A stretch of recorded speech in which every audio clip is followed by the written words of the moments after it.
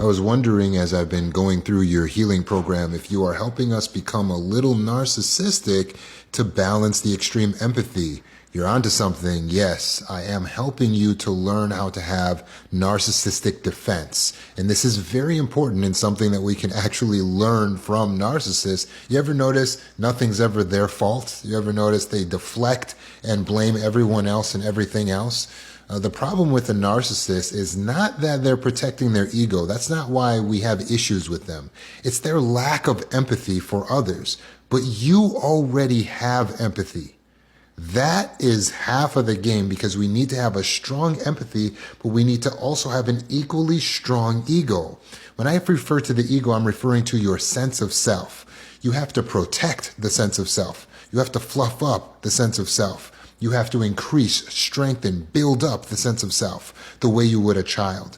So if you take yourself and you split into an inner child and then the adult self, so you're looking at a child, in my case I would be looking at a little boy, in your case you might be looking at a little girl, how would you build up their ego? Would you simply just tell them the types of things that you say to yourself, such as, "Oh, you're so stupid.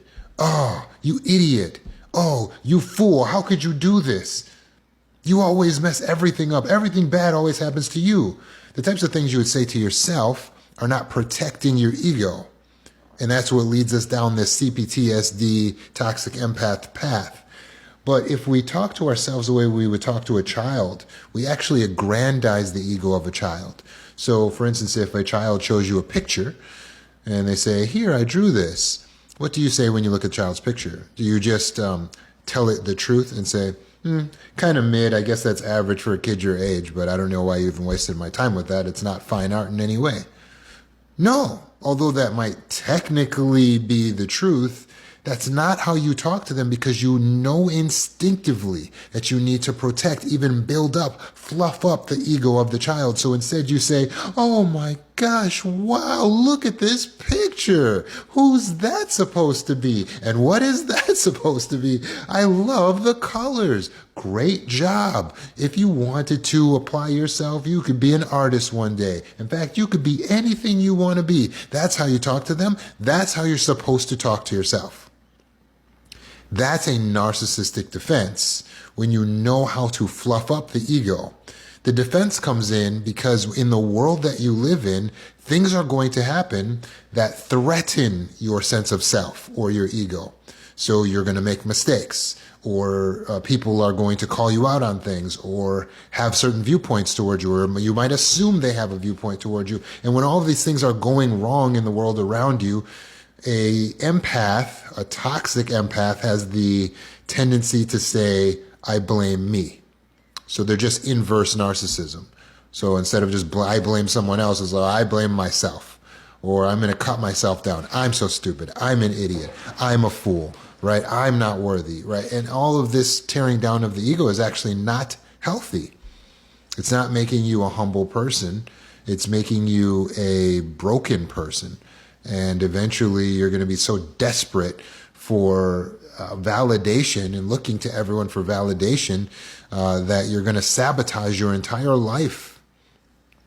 And so a narcissistic defense sounds like this. Let's say I make a mistake and everything goes wrong. And then I say, well, that's okay. It happens. You live, you learn. No problem. Everybody makes mistakes. You notice what I did there? Well, one, you notice me protecting my ego. I'm not tearing myself down for having made the mistake, even though a lot has gone wrong as a result. I'm saying things like, "Oh, well, everyone does this." A lot of defense of my ego. Is that really correct? Yes, and you will see if I take that outside of myself, that's how I would talk to a child. "Hey, no big deal. It's okay. Hey, it's okay. No big deal. Mistakes happen. Everybody makes mistakes." That's how you talk to a child. You see, this we must learn in order to master healing and mental health. We must learn to fluff up, aggrandize the self, and protect the ego. And that can sound weird, aggrandizing the self. But why would we do that? And by the way, this is something we do privately. We don't tell other people grandiose things about ourselves, but we want to be saying things to ourselves like, I can do anything I put my mind to. I am fantastic. I am excellent. Wow, I really am wonderful. I really am beautiful. I really am capable. I am so smart. I am so powerful. I am so skilled. I am so talented. I am so gifted. I am so blessed. All of this is a aggrandization, right? You can hear it in the way I'm saying I'm so, right? But all of that is to build up the sense of self. So when you go out into the world, you have that fluffy ego. That's the same thing you're doing for the kid. You know instinctively when they go out there, people aren't always going to be so nice. And so that's why you're giving them everything they need now. You're building them up as much as possible because you want them to be strong. So when they go out in the world and they get the insults and the unkind people and they make mistakes and they feel bad, hopefully they'll be able to fall back on your kind words and remember somebody liked their art. Somebody thought they had value. Somebody saw their potential. And that's what we need to do for ourselves.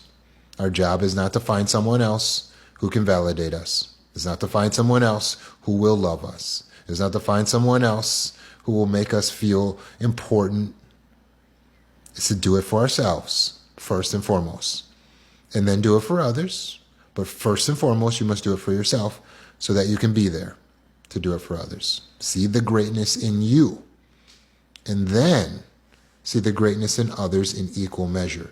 We need the empathy, your sense of others, and the ego, the sense of self, to be equal. That is healing. That is balance. I want you to be whole, complete, and self-actualize. And if you want that for you too, go to healingcourse.org and enroll in Healing School. All enrollees get a free session with me as well.